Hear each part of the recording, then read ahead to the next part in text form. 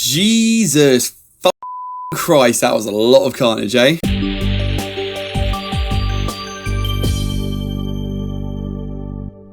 Jujutsu Kaisen 2. MAPPA Studios gave us an incredible first season of the show and a just as incredible prequel film. And now, here we are with season 2, in which it feels like everything was just dialed up to 11. Following the events of the first season, the long suppressed curses unite for the common goal of eradicating humans and creating a world of only cursed energy users, led by dangerous, ancient cursed spirit. To dispose of their greatest obstacle, the strongest sorcerer, Gojou, they orchestrate an attack at Shibuya Station on Halloween. The sorcerers enter the fight prepared to risk everything to protect the innocent and their own kind.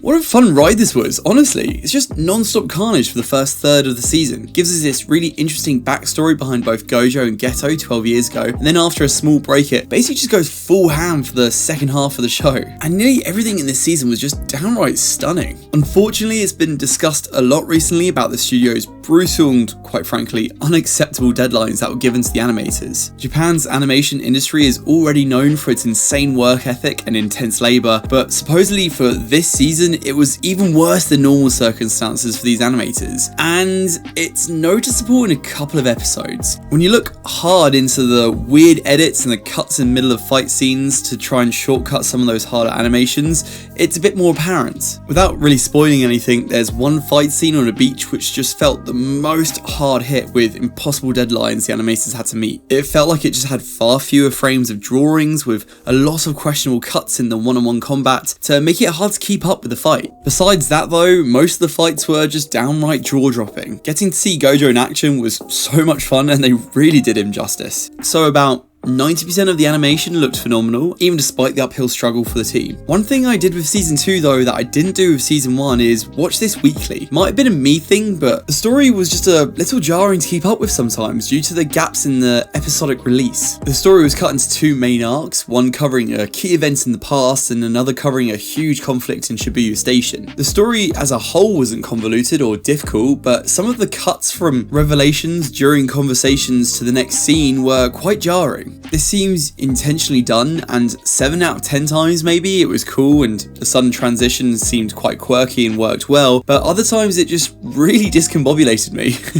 In particular, the final episode kind of left me confused a bit. There's a lot of information given to us which I think I'll need to revisit a couple of times to understand properly. And then there's this reveal on a character right at the end of the season which really threw me off, mainly because they didn't show any of it happening and just told us at the end. Really wish they did show us some of that, though understandably this could be more of a me thing. Meanwhile, we got to see a decent bit of a few new characters, which took up a lot of space, meaning we didn't get to see a huge amount of returning favourites. Although these new guys had awesome creative movesets, and we've kind of gotten to that point now where any clash just ends up being this epic duel between enemies. Besides the obvious awesomeness of Gojou, Chaosu and Toji were big standouts in here for me, and the Jogo fight that I won't spoil. But seriously man, Toji was just an absolute scene stealer. So it sounds like there's a lot of complaints from me, but it's purely because the positives are just clear no-brainer compliments. It's one of the best looking shows I've ever watched, and I'm loving nearly every main character we're getting introduced to. Plus all fights were just animated with huge respect for each character, bar one. Poor Dagon. Plus the cherry on top is that the openings and endings were just absolute bangers too. So the highs definitely outweigh the small problems I had, and it will definitely be a season I rewatch again whilst I sit here just mega excited for what the next season has in store. Hopefully with a far kinder schedule for the animators this time, so they're not pushed to the absolute limit. Right, yeah, that's Jujutsu Kaisen 2. Let me know if you've already managed to finish the season and what your thoughts on it were. If you liked this review, feel free to like and subscribe and all that. And as always, stay tuned for more reviews on movies, anime and video games. Until next time guys, take care. Bye bye.